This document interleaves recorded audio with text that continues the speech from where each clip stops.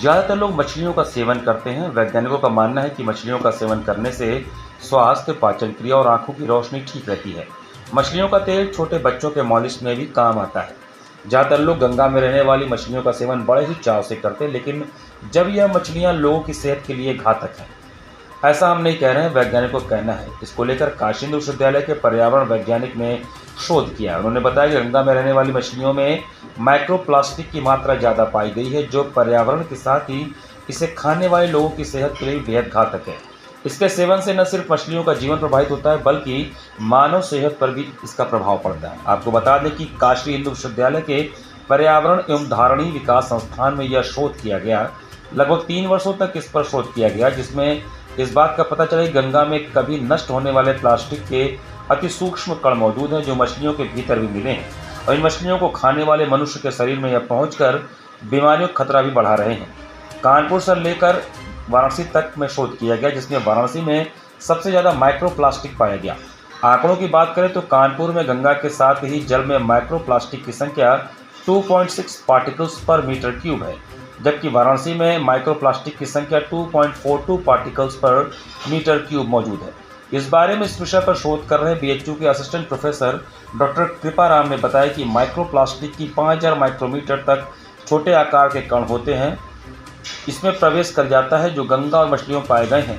बनारस से कानपुर तक गंगा जल में शोध हुआ है। शोध में कानपुर और प्रयागराज से कहीं ज़्यादा माइक्रोप्लास्टिक गंगा जल में मिला है। उन्होंने बताया कानपुर की तुलना में बनारस में गंगा जल में माइक्रोप्लास्टिक की मात्रा दोगुनी से भी ज़्यादा है। यहाँ पर प्लास्टिक मिलना बेहद हैरान करने वाला था, क्योंकि यहाँ पर कोई बड़ी इंडस्ट्री या कल कारखाना नहीं है, लेकिन यह हकीकत है गंगा में माइक्रोप्लास्टिक सीवेज में मिलकर जा रहा है, जिससे गंगा की सेहत के साथ उसमें पलने वाली मछलियों की सेहत पर भी बुरा असर पड़ रहा है, जो आम जनमानस के लिए भी बेहद घातक है। आगे वो कहते हैं कि शोध में यदि बनारस की बात करें तो हमने बनारस के 4 प्रमुख घाटों को लिया, जिसमें केदारेश्वर घाट, दशाश्वमेध घाट, शीतला घाट और 80 घाट है। इसमें सबसे ज़्यादा माइक्रोप्लास्टिक 80 घाट पर मिला है। उन्होंने बताया कि यदि गंगा में इनके स्रोतों को देखें तो ये सीवेज व अन्य स्रोतों के जरिए पहुंचते हैं। सीवरेज के साथ लंबे समय तक कूड़े में धूप में प्लास्टिक पड़े होने से वह टूटकर हवा के जरिए भी गंगा में मिलते हैं। क्योंकि वह नष्ट नहीं होते, इसलिए यह गंगा में मौजूद रहते हैं। यह बेहद छोटे होते हैं और खाने के साथ मछलियाँ इनका सेवन करती हैं, जिस वजह से यह उनके शरीर में माइक्रोप्लास्टिक ज़्यादा है।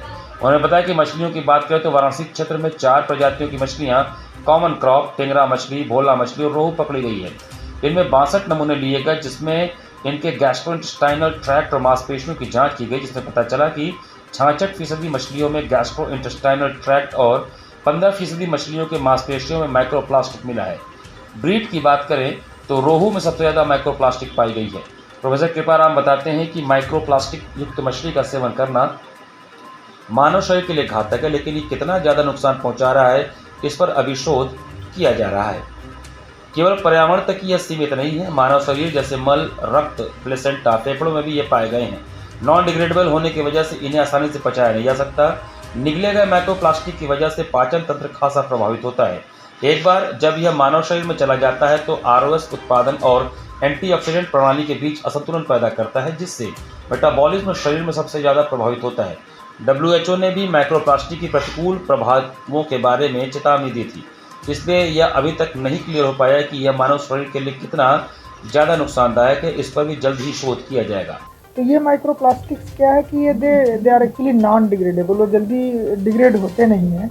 और फिर वो एक बार जब पानी सिस्टम में पहुंच गए तो सिस्टम में पहुंचने के बाद क्या होगा, जो वो जलीय जीव हैं उनको थ्रू फूड इंटेक, क्योंकि जलीय जीव को पता नहीं होता है कि ये उनके लिए फूड की तरह से उनको लगता है कि हाँ ये फूड है, and they just consume it actually. तो फूड को जब वो कंज्यूम करते हैं तो it goes in their body. जैसे फ़िश ने खा लिया, फ़िश को हम जब फ़िश वहाँ पे से लेकर के आए and then it comes to the our home, हम लोग अपने घर पे लेके आते हैं, फ़िश को घर पे बनाते हैं, तो जो उसमें से माइक्रोप्लास्टिक्स है, चूँकि वो डिग्रेड होगा नहीं, इवन हम लोग कुक भी कर लेते हैं तब भी वो डिग्रेड नहीं होगा, तो माइक्रोप्लास्टिक्स एज सच वो फ़िश के अंदर पड़ा रहेगा। और हम लोग जब उसको कंज्यूम करते हैं तो उसके साथ में माइक्रोप्लास्टिक्स उन फ़िश के साथ में हमारे ह्यूमन बॉडीज़ में आता है।